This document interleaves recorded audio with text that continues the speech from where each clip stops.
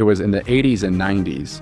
The industry was so traditional. Mrs. Smith would come in for her 1-pound box of vanilla caramels every Christmas. You couldn't get her to change that order for the life of her. Somehow post 2005, 6, 7, 8, the term new became so much more appealing in retail chocolate than ever before. And for someone like me, I loved it. I craved it. I obsessed with it. My brother, sister, and I, we would sit down all the time. We're all in the business. And so it was like, what? Let's come up with 5 new truffles this month. Let's do it. Let's see which sells and get rid of 2 of them that, and we love that innovation cycle. And I talked to other companies that are like, oh my God, I hate this. And the bigger you are, it's harder to maneuver. It was this new blood coming into an old industry and kind of shaking things up. If you or someone you know owns an apartment community, listen up. Storyboard Living is actively seeking 40 to 250 unit apartment communities within a 3-hour drive of St. Louis, whether that's Carbondale, Illinois, Columbia, Missouri, or St. Louis County. We're easy to work with and competitive on pricing. You can send information to deals@storyboardliving.com. That's deals@storyboardliving.com. All right. Well, Dan, thank you for taking the time. Really appreciate it. You are one of the owners and the chief chocolate officer Yes. of Chocolate, which is a local company based here in St. Louis, a chocolate company, of course, that your parents started in 1981. And you're also the owner of Bissinger's, which is one of the luxury chocolate companies in the world. Yes. It traces its roots back to Paris in the 1600s. And that's a company you acquired in 2019. That's correct. All right, let's start with, because Bissinger's is a little older than both you and Chocolate. Let's start with the history of Bissinger's, and then we'll work our way to the present day if that works for you. I think that's perfect. So tell me about Bissinger's, just the history of the company. Clearly one of the better known chocolate brands in St. Louis, and we'll get to where you guys are going today and in the future as well. But let's go back to the 1600s. Absolutely. So I've been spending so much time in this because we've been told the story and we have the history and we have the artifacts over the years, and I've been trying to do a more detailed description of Bissinger's. But from what we've pieced together over time, because I always say jokingly, there's no tweet that tells us the day they opened from the 1600s, but there was a couple really major milestones. So in 1668, the King of France at the time was King Louis XIV, appointed the family as the confectioner to the French Empire, which in French is confectioner impérial. And literally every chocolate bar and every box of chocolates we sell says confectioner impérial on it somewhere. Usually it's a watermark. In that case, it's on the back of that gold box, on the little, right on the back tab of it. Got it right here. Yep. We'll zoom into that. And then on the back here of the sleeve, it says right there, Yep. kind of confectioner impérial. And so there was 3 very high up individuals in the royal family that appointed the Bissinger's family that. So I think what happened was there was probably a Parisian chocolate shop that opened and it got some awareness. And so especially King Louis XIV, he was the Sun King. His wife, who was, I believe, the Spanish princess, came in and she kind of brought sweets to France. And so this was new to him, and kind of the sugar rush and confectionery started then. And the Bissinger's were just at the right place at the right time. So we know that they were very involved in the Palace of Versailles. The question is, did they go move into the palace? Did they close up shop and then just become exclusively as the chocolatier to the king? Or did they still coexist with both? Because there's these passages that all of these European families, 1700s and early 1800s, were talking about Bissinger's and enjoying Bissinger's, and they all kind of overlapped with the Palace of Versailles. So this is the Rothschilds and all of the just, very high up families so we have so much information travel velocity in present day. That wasn't a thing in the 1600s. So how were they famous in different parts of Europe, and this conversation, like, it just spread out. So I don't know how we'll ever figure that out, but that's really the origin. And then it wasn't until the 1800s, so 1845, the family immigrated to the United States, started making candy in Cincinnati, and then moved to St. Louis in 1927. So we just reopened a boutique in Cincinnati. So we're very excited because it kind of brings back the full circle of Bissinger's history from Paris to the, first landing in Cincinnati, the United States. And then, of course, 1927 was 99 years ago.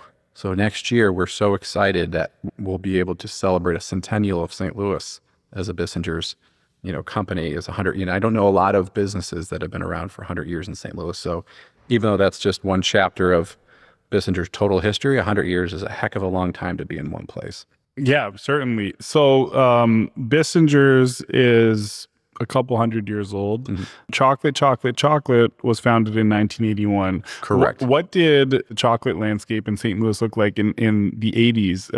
Where was Bissinger's when chocolate? Great question. was founded? So my mom and dad were from St. Louis, and my dad went to college in Ohio and kind of accidentally got a chocolate job. So he was telling me that he got a job working in a warehouse for a candy company. And then what just kind of started as a college part-time job, picking and packing orders for this, chocolate company that it was a big factory with a lot of retail stores, then transformed into, learning other parts of the trade. And from this part-time side job, which he was studying business in college, it was just a way to make extra income. It became a love of chocolate. Like it was like, oh my God, he started working in the retail stores. He started working in the candy kitchen. He started working in different parts. So then after college, they offered him a full-time job. He stayed up there and started doing lease departments and department stores. And he said he did 7 figures of business within a year or two. So really kind of made his name up there. They had a great name and they have a great story and really, grew there. But then he kind of had this polarizing, effect that he kept being pulled back to St. Louis. He wanted to come back. And he was transparent with them. He said, listen, my heart's in St. Louis, and he was engaged to my mom. And so they kind of had this conversation. Should we move to Ohio and leave our family and friends and everything we know? Or should we, take this full-time job with benefits that I have and just throw it away and start over and try to build a business? And that's what they did. So 1981, they opened up February 1st, 1981, 2 weeks before Valentine's Day is always a good day to have some good chocolate sales. But when he was in Ohio, they didn't mention Bissinger's. Bissinger's was still one small store on McPherson Avenue in the Central West End. Great business, but one location. The owners of the company said, you got to be careful with St. Louis because Mavracos owns the town. And Mavracos was a Greek candy company that started in St. Louis. He came to St. Louis in 1904 for the World's Fair, started making ice cream. Then in 1913, he opened up his first candy store. He had 19 locations in St. Louis at the time. That's incredible. 19 locations when St. Louis was half the size of it was. So he had 4 downtown stores. Wow. There's not 4 of anything downtown in St. Louis. I mean, he owned the town. Bissinger's was very small. Chocolate. My dad's company didn't exist at the time. My dad said the first week he was open for business, the owner of Mavracos stopped by his store. He's like, wanted to see what's going on, another chocolate company coming to town. So they actually sold out in like 83 or 84. So just a few years into my dad starting, my dad bought the recipe book from him, bought some equipment, bought one of their stores because there's a company out of Chicago, which was Fannie Mae at the time. They basically bought Mavracos to convert all of those stores to Fannie Mae stores. That Chicago wanted to expand into the St. Louis market. Okay. So the Mavracos name went away, the Mavracos products went away, and it all became Fannie Mae. So showing my ignorance here, Fannie Mae, no relation to the mortgages? no relation, yeah. Okay. No, they were no relation to the mortgages. They had a lot of stores at one time. They still are around. Okay. But yeah, totally different. So that was kind of a chapter that, he came back to St. Louis just young and aggressive and wanted to build a business, and it wasn't, and so Bissinger stayed in their lane. He very much competed with Mavracos more on the price point. Then they sold out. And because I asked him, why didn't you buy them? He goes, I didn't have the money to buy Mavracos. It was huge, and I said, oh, that's a good point. So it was, he was 24 years old. And so it was, a different opportunity. You could have, had to be 10 years later, maybe it could have bought Mavracos. But fast forward to 2008, we did buy the Mavracos name. So we had the recipes from sitting for years in a safe, and then we did relaunch Mavracos. So today we own Mavracos. That's why I know the history so well. We own Bissingers and chocolate. And we bring Mavracos back now seasonally at Christmas time. So let's talk about chocolate when your parents founded it, and then eventually when you were born, what your role as a kid growing up looked like in the company. Yeah. And then also I'd love to learn about just the growth of chocolate over the years. For a while we lived, so the main location, the original, is in South St. Louis. It's on Chippewa Street next to Ted Drew's. And I just felt like that was a second home. We lived by there for a while, and then we moved out to West County. But then my parents, when I was in middle school, tore down their house and rebuilt a new house on the land. And we moved back for a year into my grandparents' house, which was like a half a mile behind the Chippewa store. So during your youth, was it very much a mom and pop operation with your parents kind of at the shop all the time? Yeah, my dad would drop us off at school in the morning, go to work, and then stay there till 4 or 5. It was kind of like our daycare. My mom stayed home. It would help out at the holidays, and it was the family business. And we would go down to the store a lot and run around in the basement, or when we were old enough, we would help in the candy kitchen. I always joke I grew up learning how to walk in the back of a chocolate shop. Whether that's true or not, we'll decide later. But it was my whole life. I mean, the dinner time conversation at 6 years old, was talking about chocolates. I used to just always ask my dad, can I come to work on Saturday? And there was this one time, and this shows my insanity. This is a story, but not necessarily shows my best light. It was, I think we were spring break or Easter break. We were off school one day. I said, I really want to go down to the candy store and help Dad. And she's like, okay. So all of a sudden, it's starting to get later in the morning. And I said, when are we going? Well, I want to go to the candy store. I want to help, and then all of a sudden my dad comes home. And I said, what's going on? He goes, surprise, we're all going to Six Flags. And I got so mad, started crying, went to my room because I wanted to go to work. And the surprise of going to a theme park for the day wasn't good. And I eventually got over it. I had a lot of fun at Six Flags, but it was like my gut reaction was, I would rather have been at the chocolate store. So it seems like you more or less were born to be in the chocolate business, and you were from day one maybe wanting to be in the chocolate business. What did your journey look like for you to grow up watching your parents and then eventually join the family business?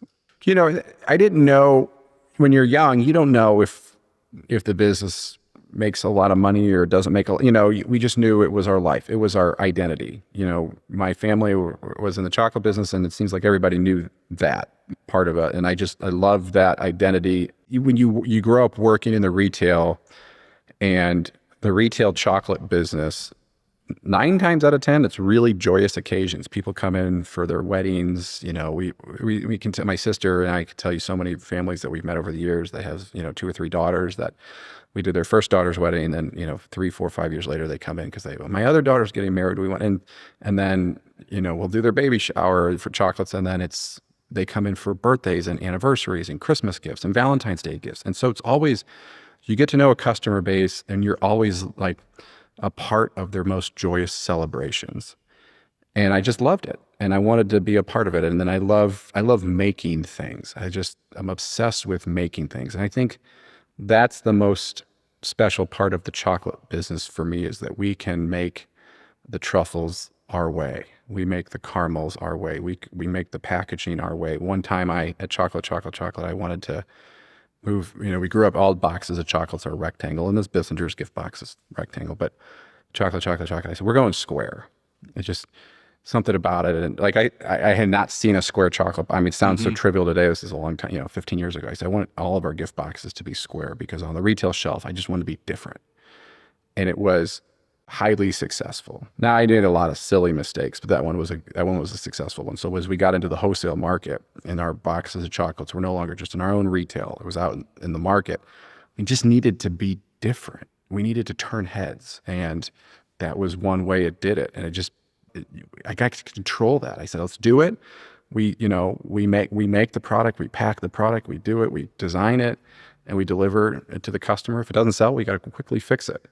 And if it does sell, we got to quickly keep making more of it. So it's just that whole journey is very exciting to me. One thing that I find interesting about brands like Bissinger's or just other direct-to-consumer retail goods, I feel like in order for them to be very successful, unless they're trying to scale and be massive, which I don't think is the goal here, like you're not trying to be Hershey's, but No. I think in order to be successful, the best founders are passionate about the product, but then also extremely knowledgeable about the business and how to operate a business. Like you mentioned the square boxes, for example. I'm sure a part of the calculation there wasn't just we need something cool. It needs to be cool and cost effective. It needs to be different and make sense in terms of the Absolutely. cost to produce. So how did you build both of those skill sets?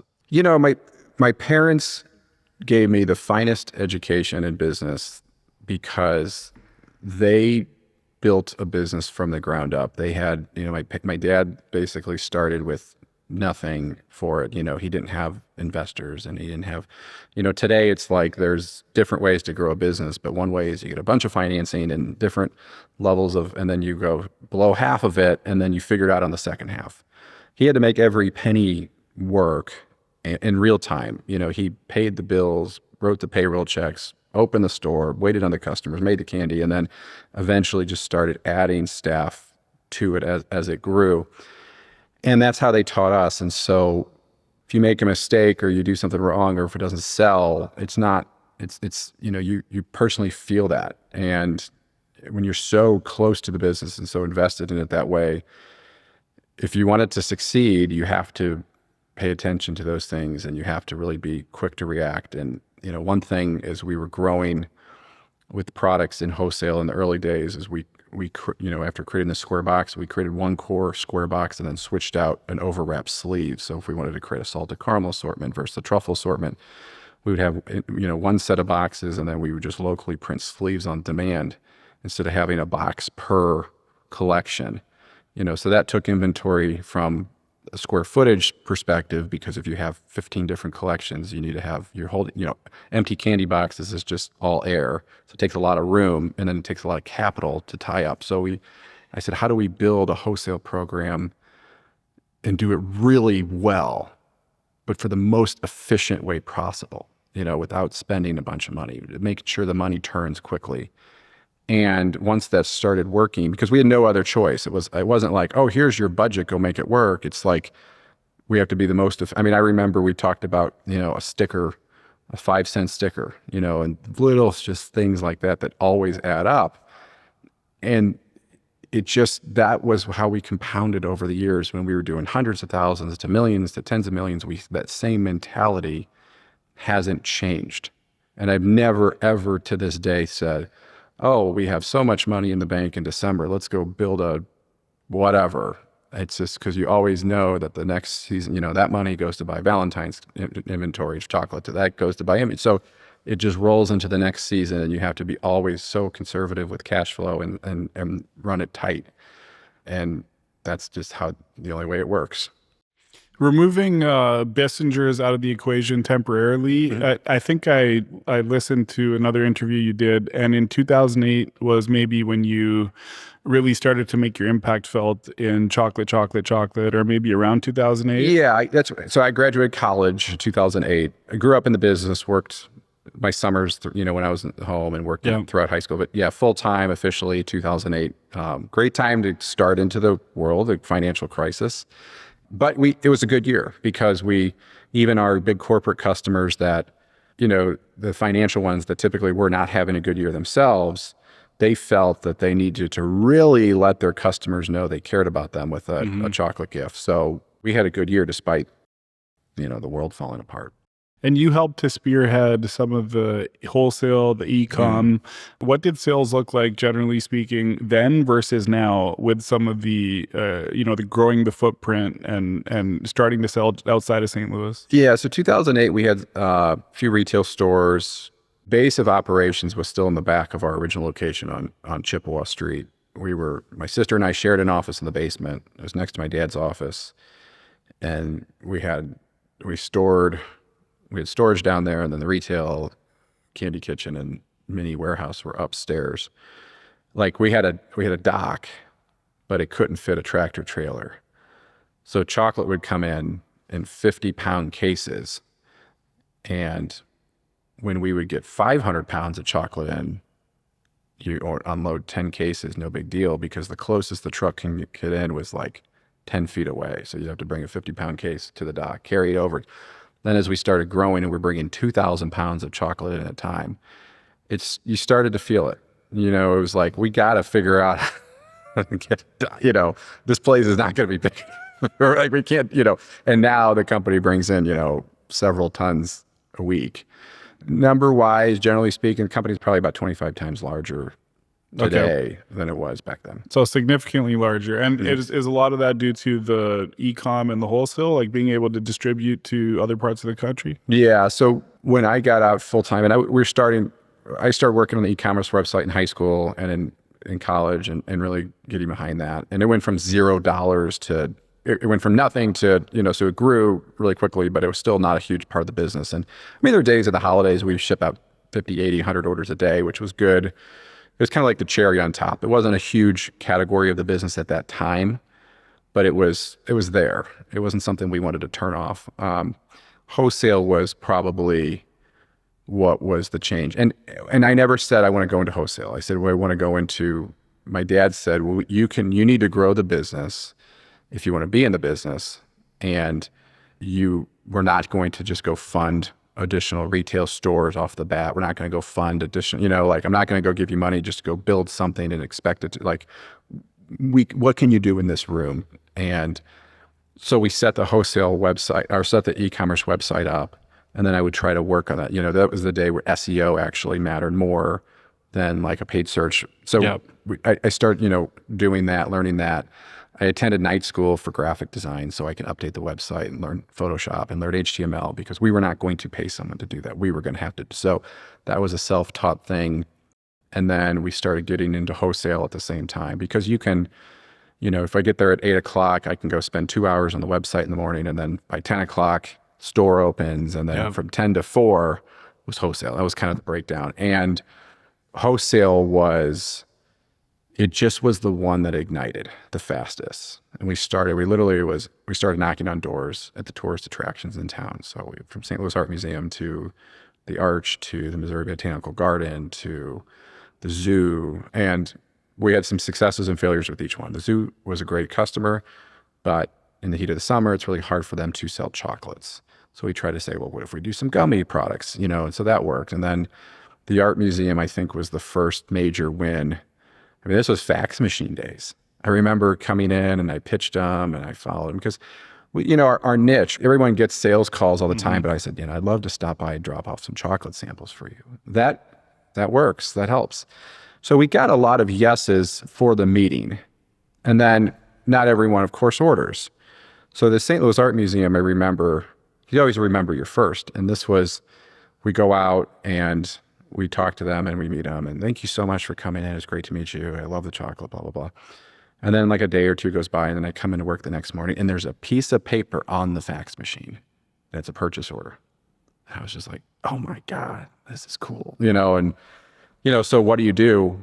We manually wrote the invoice. We didn't even have a system. And so for a couple of years, we're manually writing invoices on like a trifold carbon. So you manually write quantity, name, bill to, ship to, and then they get the top copy at receipt. You mail the middle copy and you keep the pink slip in your receivables pile. I mean, this was the birth of our wholesale division. And then we do it to the next one. And then we built a base, and I kind of ran out of places to go in St. Louis.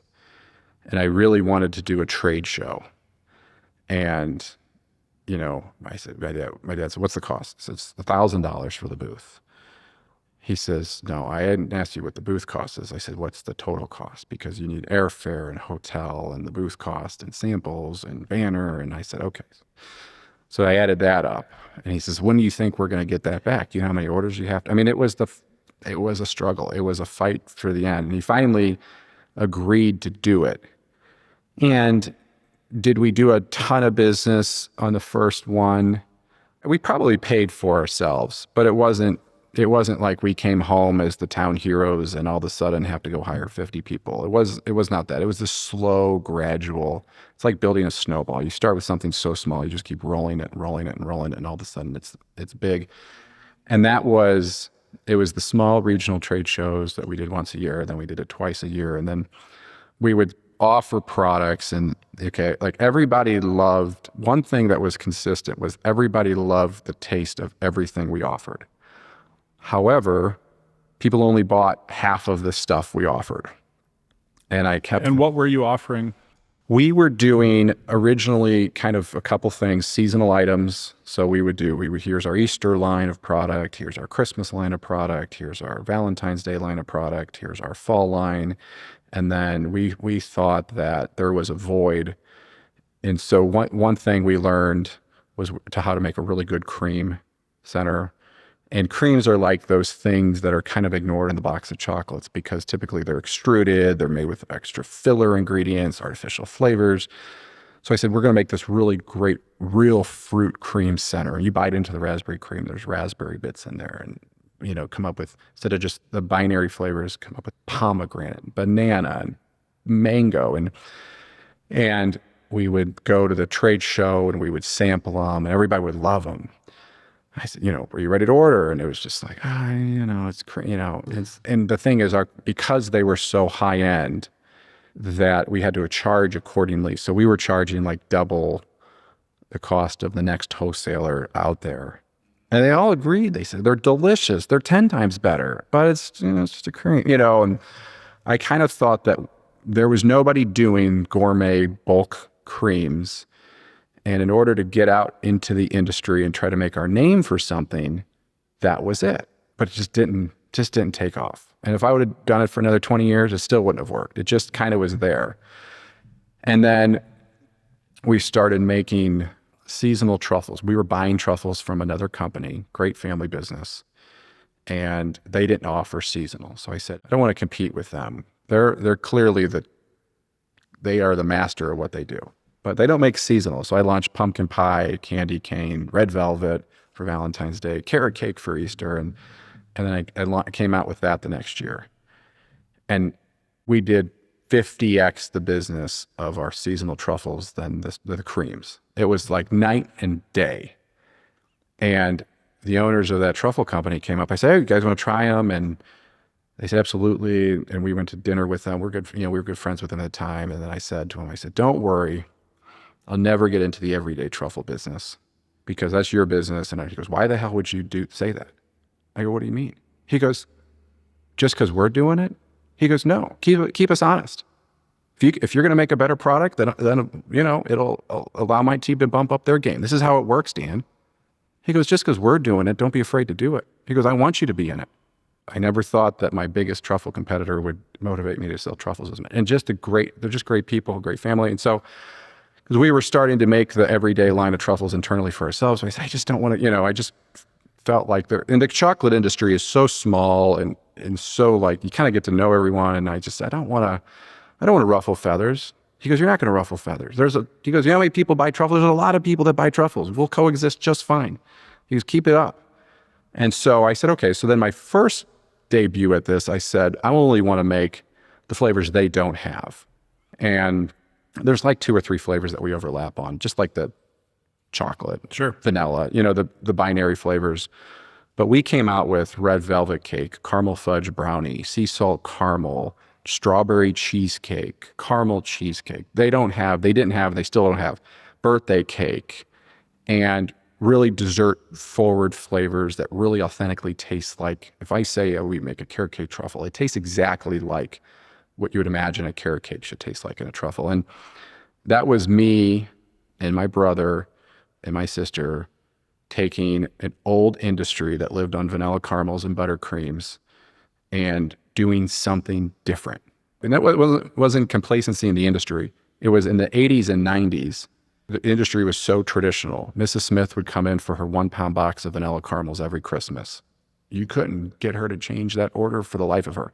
Somehow post 2005, 6, 7, 8, the term new became so much more appealing in retail chocolate than ever before.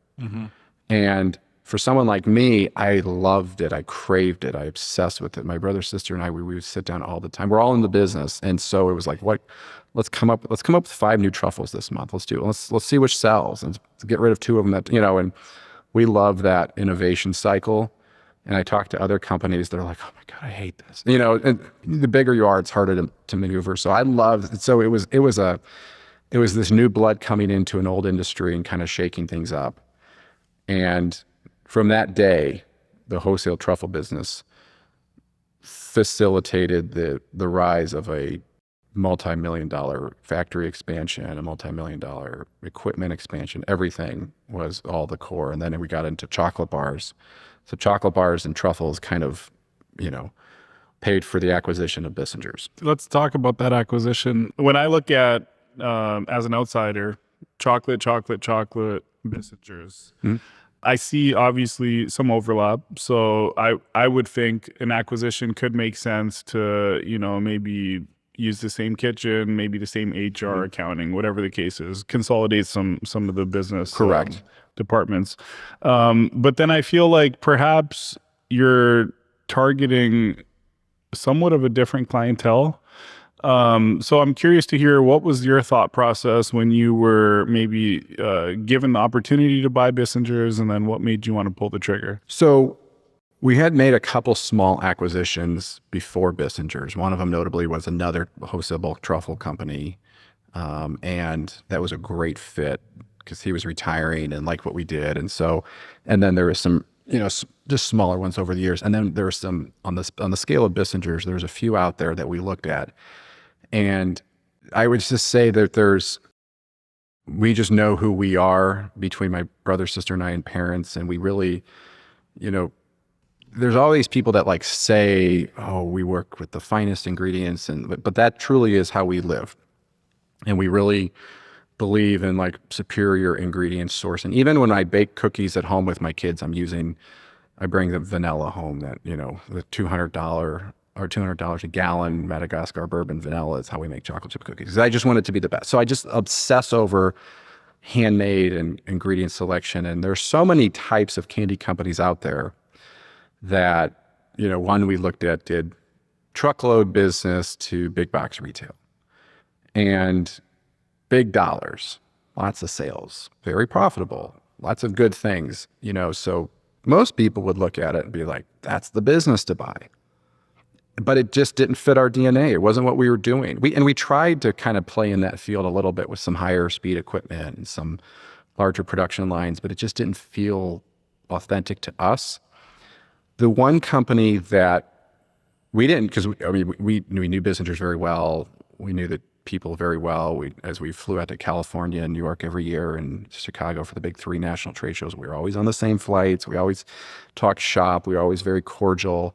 We would stop by their booth. We'd stop by our booth. If I was shopping Plaza Frontenac as a consumer to go buy shoes or whatever, I'd probably pop into the store and get a caramel. It just, we didn't go out of our way to run into Bissinger's, but if they were around, we would see it. And so I felt like I knew the business very well. We didn't know that they were for sale. We actually found out at a trade show in California. And then I was sitting, we're in a 10 by 10 booth with my sister, dad, and I said, I think we should be the one to buy them. And I basically I felt like I was on Shark Tank. I was telling my dad and sister, I was like, here's the business plan. Here's how we can do it. The funny thing is, I was assuming a lot. And then once we started the diligence, I had to validate that, I'm like, I think their website business is this part of their business, and they have, their retail is this, and and just, he's like, how do you, I don't know. And so what I loved about them was, number one, is a St. Louis company, very well known. Their DNA was this artisan, craft, handmade, superior ingredient source. And so I just felt like I was finding a brother or a cousin in the industry, where every other acquisition we looked at, it just didn't overlap our philosophy for manufacturing chocolate. So that was the big takeaway. And then I had, they did wholesale, we did wholesale, they had retail, we had retail, but our direct-to-consumer business was tens of thousands and theirs was millions. And so I was so like, I was intrigued. I was like, this is something I don't know. I kind of want a new challenge. And it's interesting because, so we reach out to them, we go through diligence, we go back and forth, we settle on finally a deal to buy the company. And that was in June of 2019. That 6 months, so from June, middle of June to December 31st was chaos. It should have been a reality show.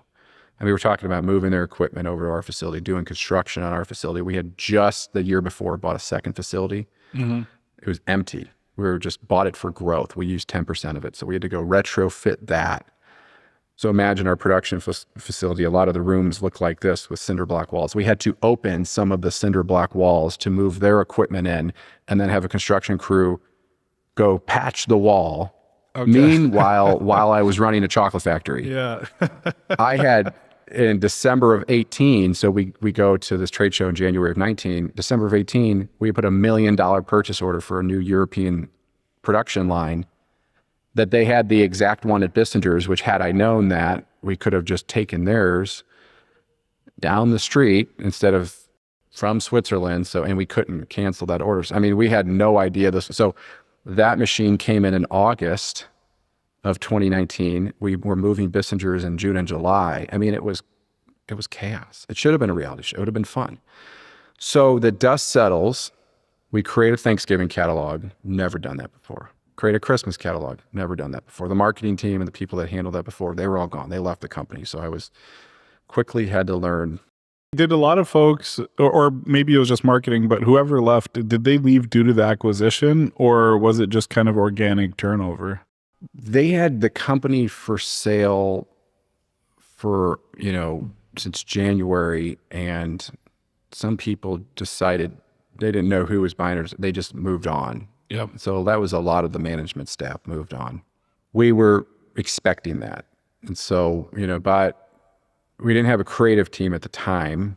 I was working with a freelancer, but, we had some of those, like the HR side of things. And so we knew it was kind of a blessing because since we had our people for that, we didn't need the overlap, and I didn't want to have to lay off people. And some people that did leave, we tried to call back, and some of them did come back. But yeah, that kind of was just naturally happening throughout 2019.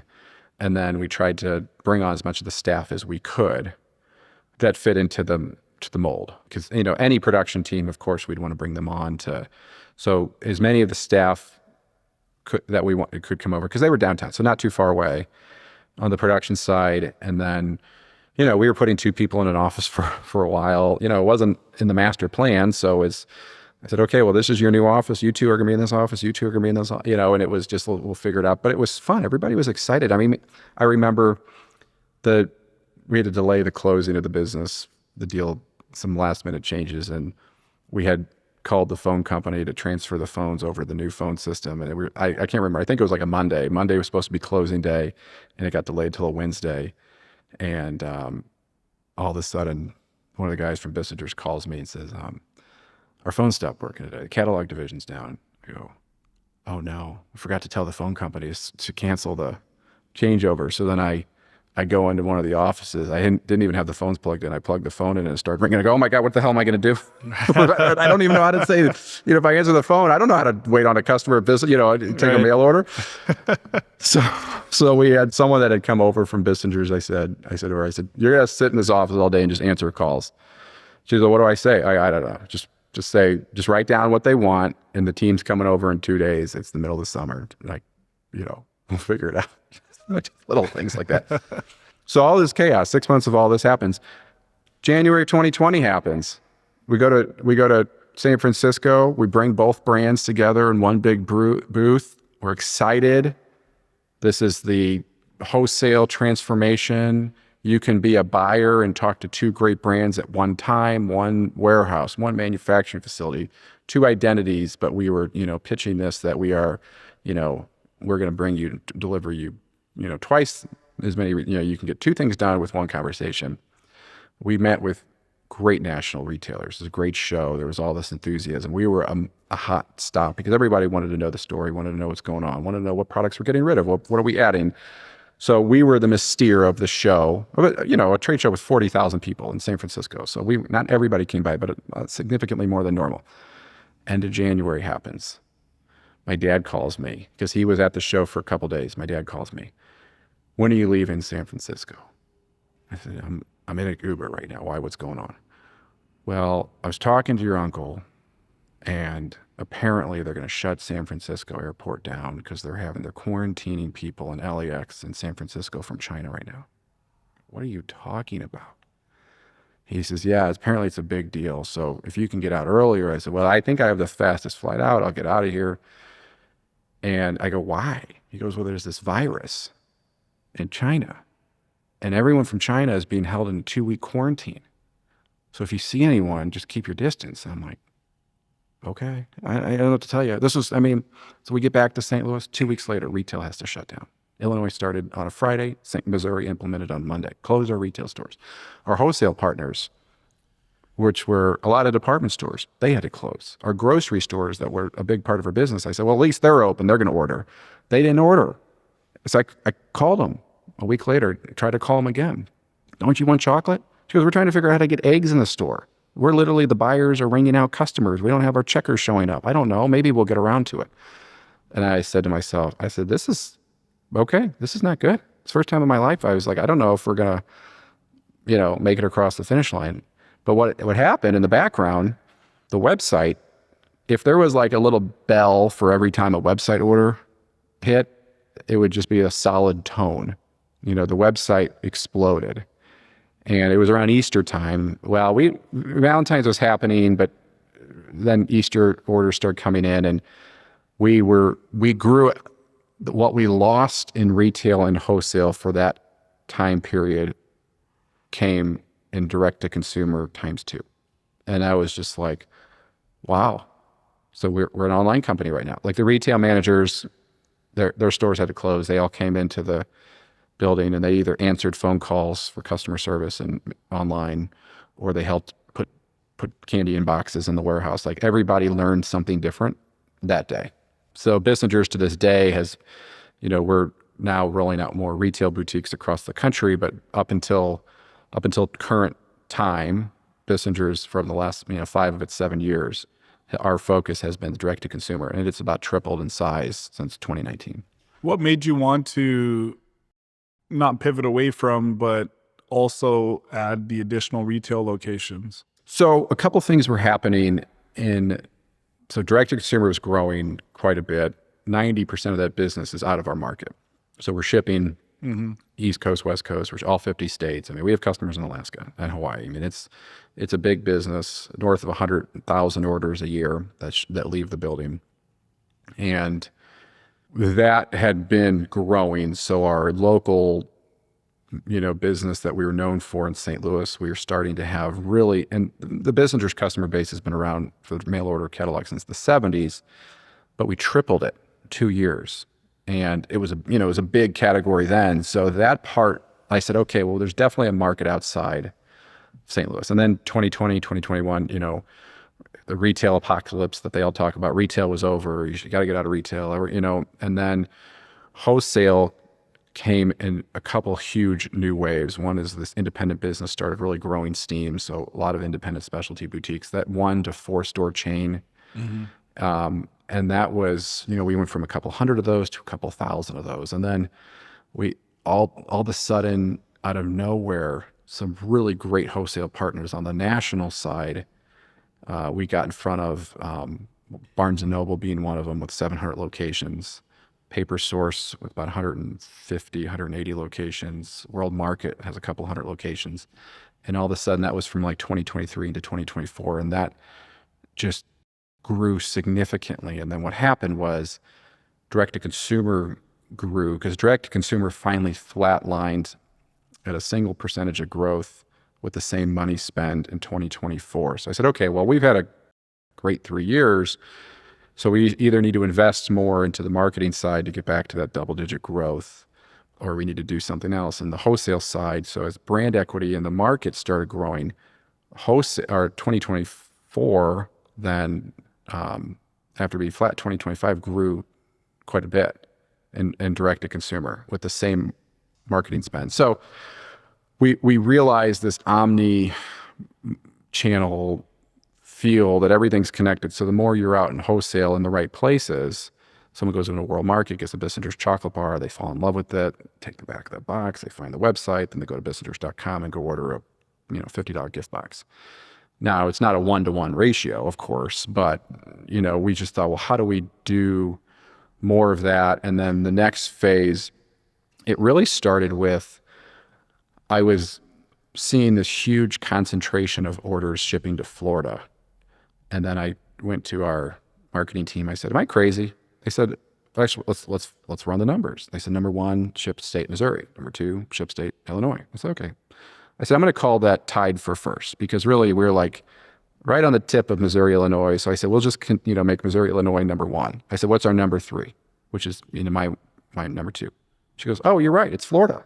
So I said to myself, well, it'd be nice to have a warehouse in Florida. Then I can ship Florida from Florida. And if I'm in Florida, it could be a one-day ship.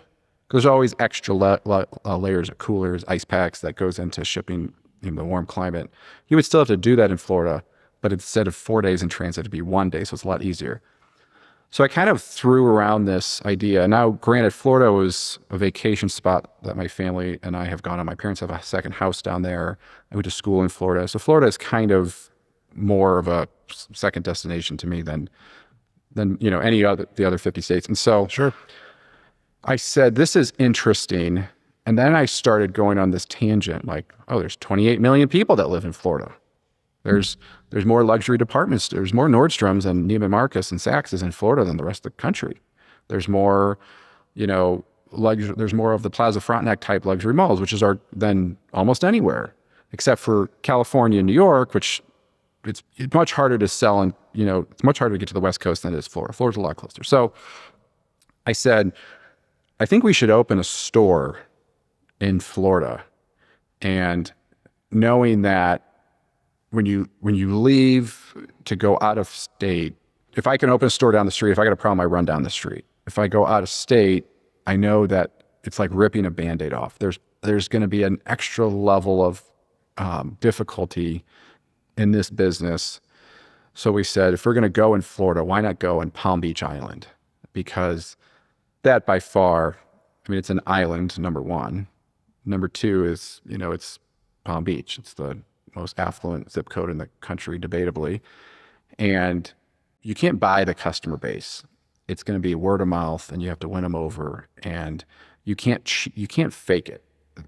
We had a good customer base on the island too. So that was, there was some data driven behind that. But I said, like, the clientele in Palm Beach will love Bissinger's if we can execute 120% effort. Like, if we can build a beautiful boutique in the right location with the right product line, with the right gift bags, everything. If we can execute everything to an exceptional level and win in Palm Beach, then I think we'll be successful in 20 other markets, not 1,000, not 100, but because Bissinger still is an elevated luxury handmade brand. And you're looking to be you're looking to be in affluent suburbs or affluent zip codes within other MSAs, correct? Yeah, because the most important thing about Bissinger's is we will never sacrifice the quality or the ingredients or the manufacturing process. So because of that, it's slow manufacturing. It's very hands-on. And those things add costs. So it just costs more to make a Bissinger's product than any other chocolate out there. And because of that, you have to charge accordingly. So it's not saying, we never say we only want to sell to wealthy people. That's not it at all. We just need to be in a market where the demographic of the clientele. You can come into Bissinger's and spend $2. You can come in, buy a caramel for less than $2. I see transactions at our retail stores for $1.78 sometimes. So our minimum entry is not $50. So we are a brand for anyone, but it's going to be an elevated experience every time. And we feel like we deliver on that. So we felt really good we went into Palm Beach, and I kind of was a little naive, but when you go into Palm Beach, you can't just say, oh, I like this space, I'll sign the lease, let's go. They have to approve you.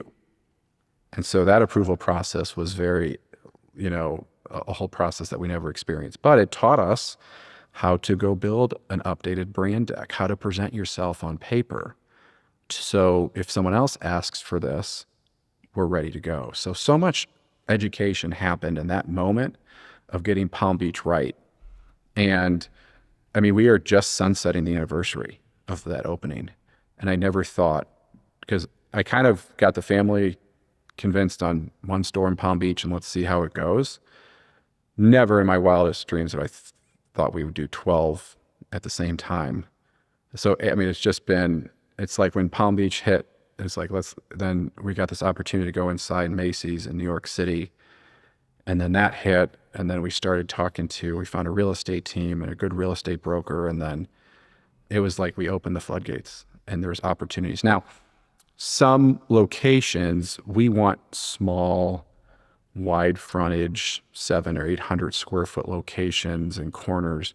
They just don't come up a lot. So we basically, the opportunities that we just got, if we didn't seize those opportunities, we may not get in those malls or those markets for another 5-10 years. It just happened that like 4 opportunities hit at the same time.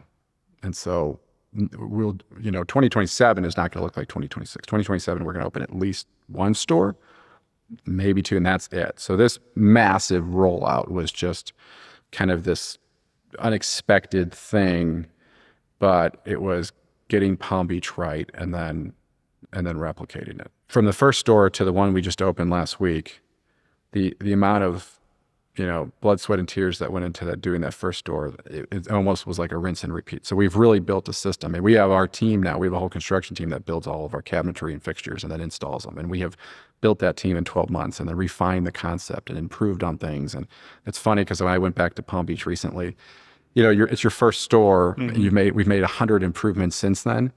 And I always see the store every day from an angle of a security camera. But when I walked back in, I was like, oh, it still is the best. Like it's because I thought to myself, am I not going to love it as much as I used to? Because it's like, even though it's just a year old, the concept has been refined. I said, no, it's just Palm Beach. It still has its charm. That's awesome. So I took my family to the Bissingers at Plaza Frontenac this past weekend. Great experience. Thank you. From the product itself to the packaging. My kids are pretty young, so they got little truffles. I think it was a birthday cake truffle, and each one was in like a little bag, with the Bissingers logo on it, which I thought was really cool. A nice touch. It reminded me of a Canadian chocolate company, Laura Seckard. Yeah. Do you draw inspiration from any other companies since this retail rollout is kind of new for you, new for the brand, or are you trying to, I guess, build from scratch? So a lot of what we did on the retail rollout was inspired from Plaza Frontenac. That was our baseline. Okay. So our candy stores are of a darker oak fixture color now, where Plaza Frontenac's a lighter tone, but the wood floors, the back cabinetry of shelving, the Bissingers glowing at the front candy counter, the wide frontage. I mean, so much of the DNA of Plaza Frontenac has moved into, and then there was a couple things I said, okay, well, I'd rather do this differently. And so I sketched things. I have this incredible builder that's on the team, and I would sketch things out and he would just go build it. And then I would say, it's the little details that my sister has this joke, because we have a bar that we built now in our expansion, and somebody took an old bank, what's that when you put your deposit in the tubes? Okay. Mm-hmm. They took an old bank tube system at a bar, and they made a cocktail, put it in the shaker, and then they pressed the button, and it went up the tube system throughout the bar, and that processed shakes the cocktail, and it comes out the other end as a shaken cocktail. Okay. So I see this cool. video online, and I showed it to my builder, Tim, and Christina, and he goes, that's cool. And my sister's like, Tim, you got to start telling Dan no, because he's going to want this. That's like the crazy of, so as we're doing the stores, I said, I want the fixture, like we had this gold color we wanted to paint the stores. And at first I said, I want the gold of the box. We went through like 9 golds. And so we literally, I said, let's redo the conference room. And this is going to be the feel of a Bissinger store. I want the walls to be gold with oak. I want a new white marble table. I said, this is going to be the look and feel of the new Bissingers. We changed that gold like 9 or 10 times. And then finally I was like, that's it. Go tell Sherman-Williams, that's it. And then the shelving of how we did the LED lighting so the product would glow. And I would just say like, let's do it this way. And then he would go do it and it just didn't look right. I'm like, I don't know why it doesn't look right, but maybe we move it to the front. And then he would do that. I go, that's it, perfect. Whatever that is, and so, because the concept was, let's pilot it one time and then go hand this off to a building crew that would just do it. And then it's kind of like how we handcraft truffles, we handcraft our stores. And so I never really looked outside of Bissinger's. And it's not me. I'm just 10% of it. It's my sister, my brother, it's Tim, my parents, our head candy maker. There's so many people that we kind of just said like, our retail leads that, Sarah that been at our Frontenac store for over 20 years. I mean, Bud, who has been was an owner of Bissinger's at one time. And so there's so many people that I would just draw things out and sketch it. And we built a store like Palm Beach was 600 square feet. So we took part of our warehouse and I taped it off and I said, this is Palm Beach. Okay. So we mocked it up. And then I just said like, I don't know. I wanted to do 9-foot tall shelves, but no one's going to reach that. So he's like, all right, let's just cut it down. Let's cut it down. Let's go start 3 inches lower because you probably want it to be 6 inches lower. But if I cut it 6 inches and you only wanted 3, it's not coming back, and it was just so methodical and a lot of patience. So because one thing is I always have a vision, but sometimes I can't get it out of my brain. And so their patience of, all of the meticulous details that goes into building. And then this was like, well, let's hope people like it. I'm not a retail expert. I've worked a retail store my entire life, but I'm not this award-winning designer. So it was like, let's hope and pray that the customer likes the product we're delivering. I think that's why we jumped so fast into this growth, because once the consumer confidence was there, I said, let's just keep going. And it's been a lot of travel. It's been stressful. The excitement outweighs the craziness, but it's there. Like, I can't tell you it's been like a perfect rainbows and butterfly experience, but it's been a ride. The roller coaster ride of entrepreneurship. Yep. I have to ask, with the growth, with the changes in the organization, how do you as a company maintain consistency and maintain that consistent, not only product, but also interaction between Bissinger's or chocolate and the customer? Yeah, that's a great question. So one of the things that we felt that we did really well on the direct-to-consumer kind of wave was we completely reinvented our tech stack.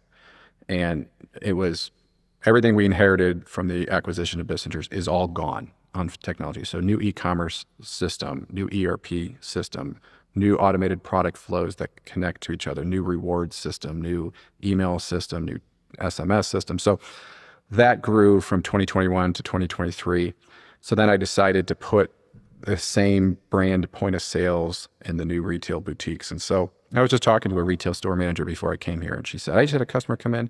She was so excited because she wrote a product review and automatically got emailed a coupon for 10% off. So she came back in and spent $40. I said, isn't that cool? It's all automated. So that's what happens when you're a website customer. So we took all of that, everything we learned, all of that technology and parlayed that into our retail boutiques. And so now we can send targeted emails to just the Tampa Bissinger's customer of fresh dipped strawberries at the Tampa boutique. And then they can, so we believe that number one is that direct to consumer, it's the same connection at the retail level as online. And that's number one.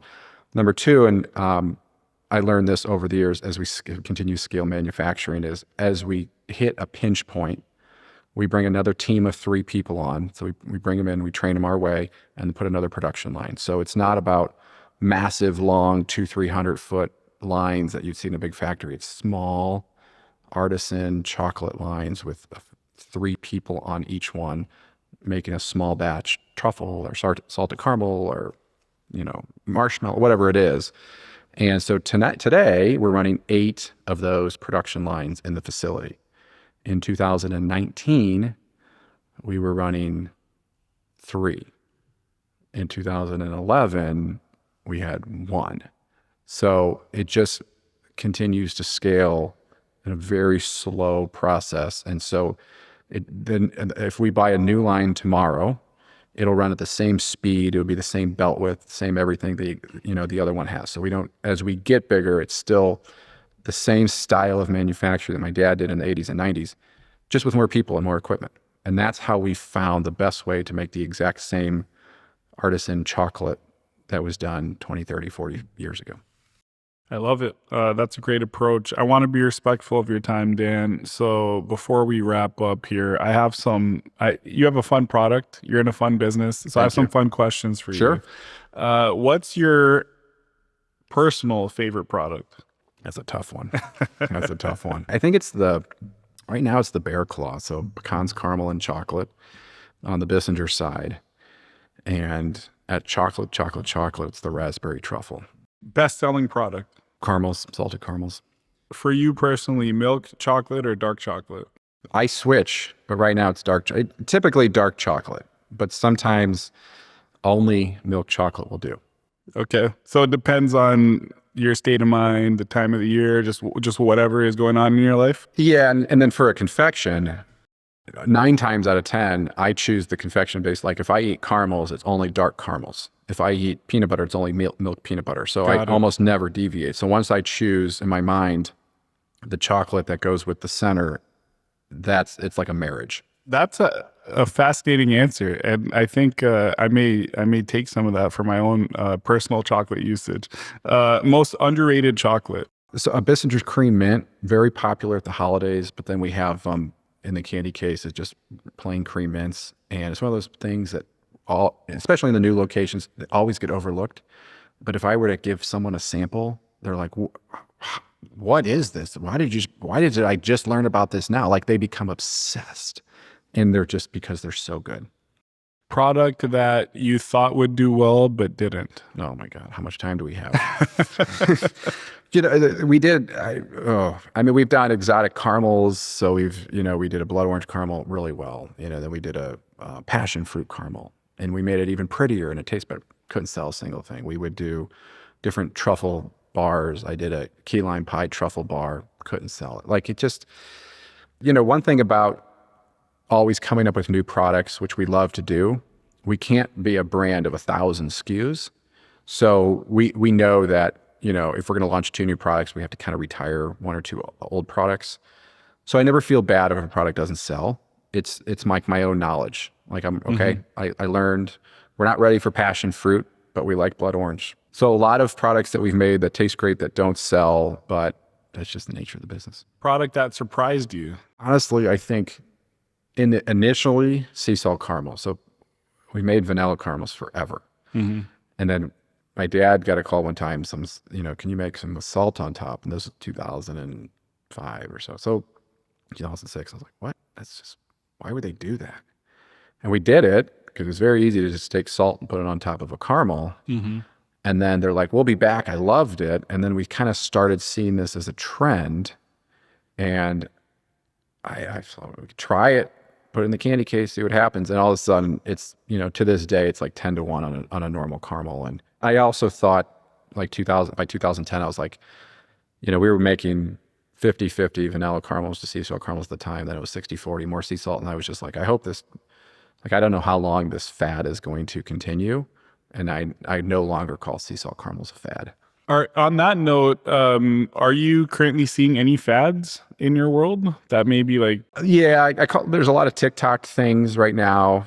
There was this, the Dubai chocolate craze was big, and we kind of touched it. We did a pistachio based piece and a crown. It's actually in that assortment too. And I love pistachio, but there's a new one called, I think, hair chocolate, which is the chocolate bar you break open and it's cotton candy on the inside. It looks like hair. Okay, I haven't seen that. That's, even a big client the other day asked me, can you make this? Big national company. And so it's like, as Dubai is settling and kind of going away, Swedish candy had a huge surgence, and there was even Swedish candy stores opening all over the place. And like Swedish fish, some Swedish candy's good, don't get me wrong, but I can't support a room like this of So Sure.